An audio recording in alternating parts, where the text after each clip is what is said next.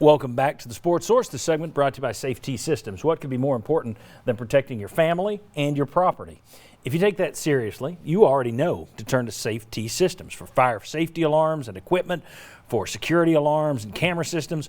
Call VFL JJ Surlis to see how Safety Systems can protect your home or your business and your employees. SafetySystems.com. All right, Florida up on Tennessee 7-6, apparently is the score. We don't have a little TV in here. I'm just looking at my phone. But what I want to talk about here is a little more football, and we'll go back to the Athletic. David Oven, one more for you. If you can't tell, I am a subscriber. Let's take a look at something David wrote this week. You had a story, but then at the bottom of the story, what caught my eye was you listed Tennessee has signed 12 top 50 prospects from 2011 to 2021. Alabama signed 11 in just the last two classes, but you've had 12 in that decade period there. But look at the list. Now you point out at the bottom that 5 of those 12 top 50 prospects transferred or left the program early, and To'o is currently in the transfer portal. So let's look at the ones that stayed. Even the ones that stayed, you don't see anything special there. I mean, just the list.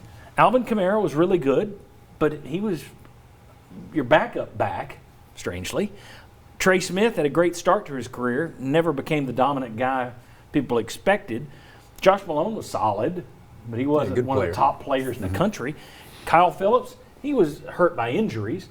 But, I mean, you look at that list, and it's just Tennessee, even when they get the good guys, they haven't developed them. And we're talking, you're going back 2011, you're talking Dooley, Jones, and Pruitt on this list. Reactions, thoughts? Yeah, and that's what looking at that list, it was the fact that it is multiple coaches. It's not just one thing that you can pin on. Butch Jones, who took obviously a lot of heat for players leaving the program, a lot of attrition, but now you're starting to see that clearly with that downhill towards the transfer portal of Pruitt players.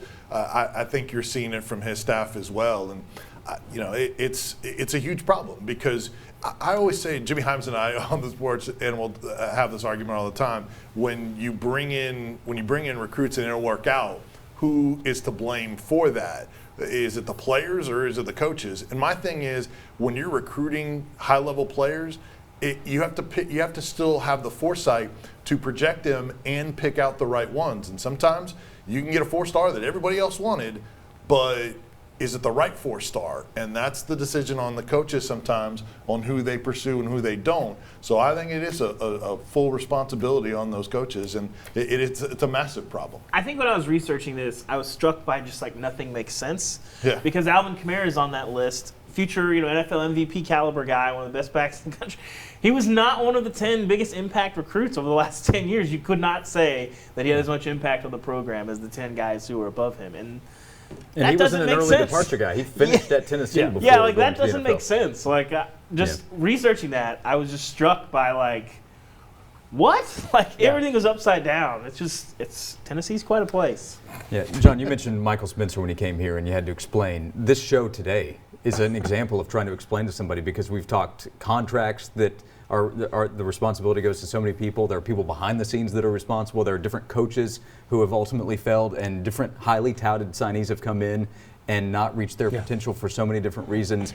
And we still haven't gotten to everything that Tennessee is facing. The current branding that Tennessee is dealing with recruiting NCAA issues, it all adds up, and so many people have played a role in all of what we talked about. It would be like me in a kitchen, and I've got the recipe, and I've got the ingredients, and I follow the instructions, and it comes out and it tastes like crap.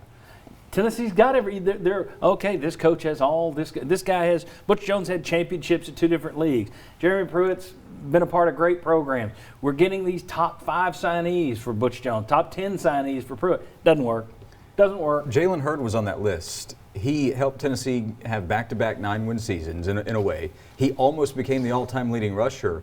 And he was also a part of the list of players who didn't finish at Tennessee, finished at Baylor. Yeah, and the fact that he just up and quit in the middle of a season, kind of speaks to another one of these only at Tennessee moments. You have a guy who is going to be Tennessee, if he just finishes the year, he's Tennessee's all-time leading rusher in 3 years.